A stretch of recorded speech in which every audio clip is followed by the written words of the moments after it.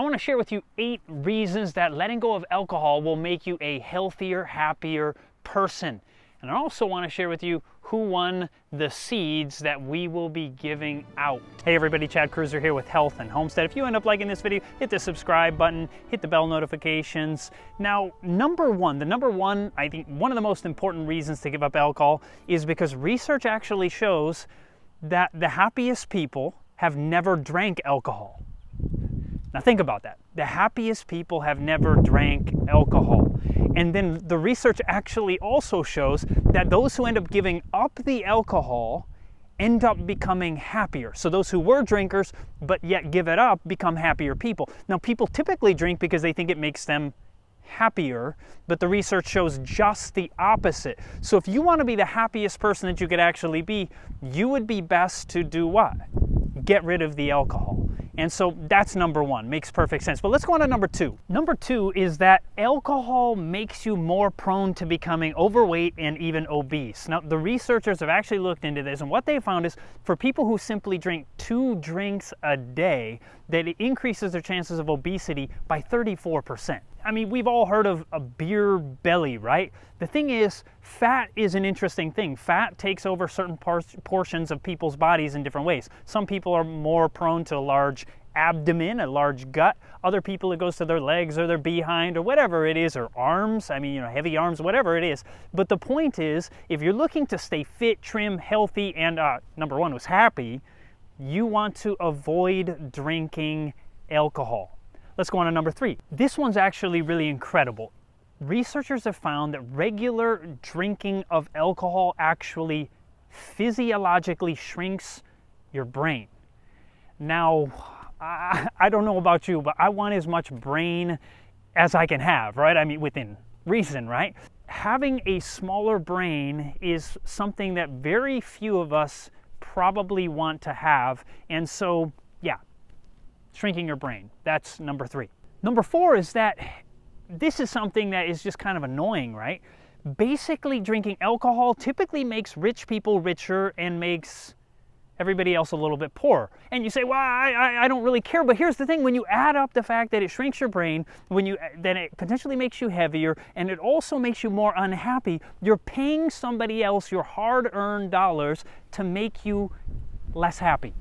And that just doesn't make any sense. You may say, but Chad, I have a good time when I drink. And it's true, people have a good time temporarily, but then the rest of the time, they're not as happy. And so in order to be as happy, they feel like they have to have a drink. And wouldn't you just want to be happy all the time, and instead of having to use something to make you happy?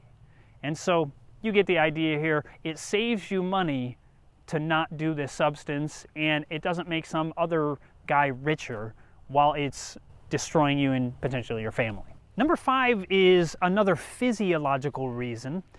Roughly 2% of people under the age of 65 and nearly 10% of people above the age of 65 or 65 and above have something, it's an irregular heartbeat called AFib. And what's interesting is that regular consumption of alcohol increases your chances of having AFib. So many people have this trouble and they think, it's just a part of life. It's a part of getting older, but it actually can be caused by alcohol. And so having this is something that is detrimental to your health, and so being a drinker increases your chances of having AFib. So that's number 5. Avoid that or at least avoid the higher rates of it by simply avoiding alcohol. Now, the next one, I'm actually going to allow a video. So my wife and I, we make documentary films. We go around to archaeologists, historians, scholars, and so forth. And we made a documentary called Ancient Health. And I want to show you just a short clip from that documentary. And this will kind of help be the explanation for this next point. We come to the T, and the T stands for temperance. When we look at the definition of temperance, we talk about abstaining from things that are bad for us, but also moderation in things that are good for us. The word temperance is not something that we hear a lot in our society today, but we do hear the word addiction. One of the things that scientists have recently discovered is that there's a common pathway for addiction in the brain, and that pathway is the same whether it is for drug abuse, whether it's for alcohol, whether it's for eating disorders, or even self-mutilation behaviors like cutting for example, also is lighting up that same addiction pathway in the brain.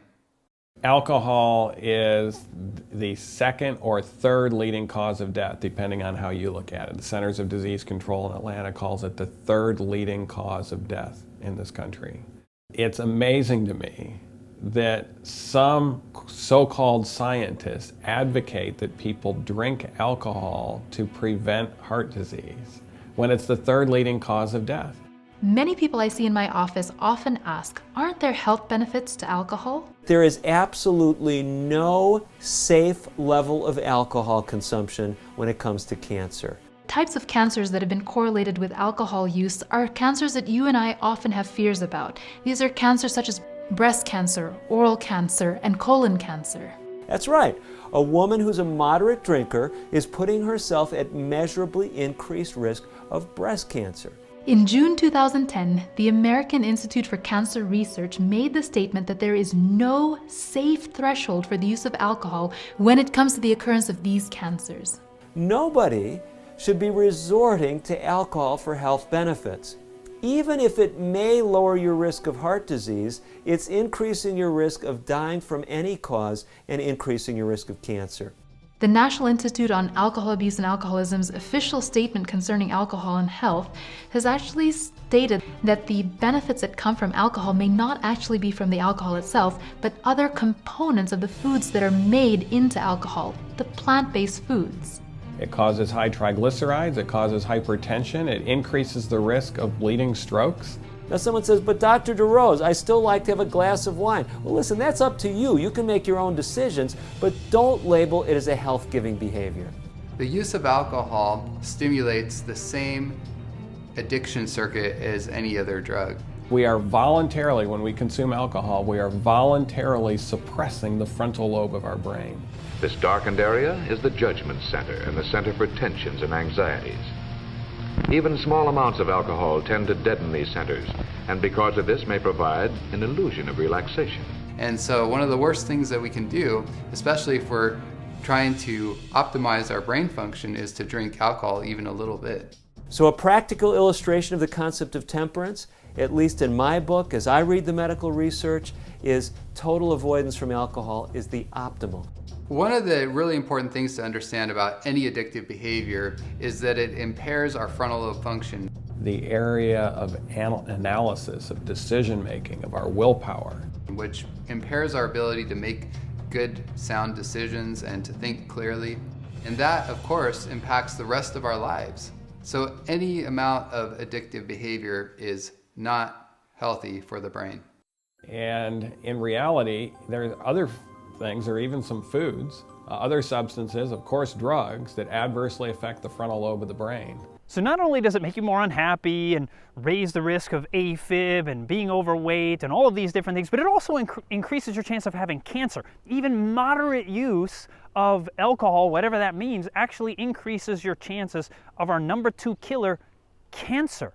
So this is very, very serious. So another reason to avoid drinking alcohol. It is not a health improving activity by any stretch of the imagination. Number 7 applies to mothers who have babies and they're breastfeeding, that it potentially causes negative effects to the sleeping of infants. If there is any alcohol in the blood of the mother that she passes on, sure, it's diluted by the time it gets to the breast milk, but it still will let some of that in there if it's still in the system of the mother, and it can cause sleep interruptions to children. That brings us to our 8th point, which is that alcohol negatively impacts your sleep. Now, someone might be saying, no, Chad, I actually know that when I have some alcohol, it helps me fall asleep. True, it will actually help you fall asleep, but in your brain does not function the same way with alcohol in it when you sleep as when you don't have alcohol in your system. And what actually happens is you don't go into the same deep sleep that you normally need for healthy waking hours, so you're more tired the next day and the next several days, and so it can actually become this cycle. Oh, I need a drink to fall asleep, but then you're more tired the next day. Oh, but it helps me sleep, so I need some more. And you can get in this just terrible cycle of it actually impairing your sleep and you feeling like you need it, you're tired all the time, but you're too stressed to fall asleep, so you need some alcohol. And so thinking about that, getting rid of it after a time, there are other things you can do to help you fall asleep that are healthy, don't cause a detriment to your, long-term health. And so alcohol is something that's simply better to avoid. I want to share with you a little bit about how I let go of alcohol, and tobacco for that matter, but specifically we're talking about alcohol here. I had been drinking for some time, and then I found out what the Bible actually says in 1 Corinthians chapter 3 and 1 Corinthians chapter 6. I knew the way I was living was not healthy, meaning it just wasn't it wasn't healthy the way I was doing these things. And so I saw what the Bible said in 1 Corinthians 3, 1 Corinthians 6, where it says that your body is the temple of God, the temple of the Holy Spirit, that God wants to dwell in you. He wanted to dwell in me. And it specifically says not to destroy His temple. And I knew I was, by my smoking, the way I was drinking, I knew that I was literally, I was hurting myself. I recognized that.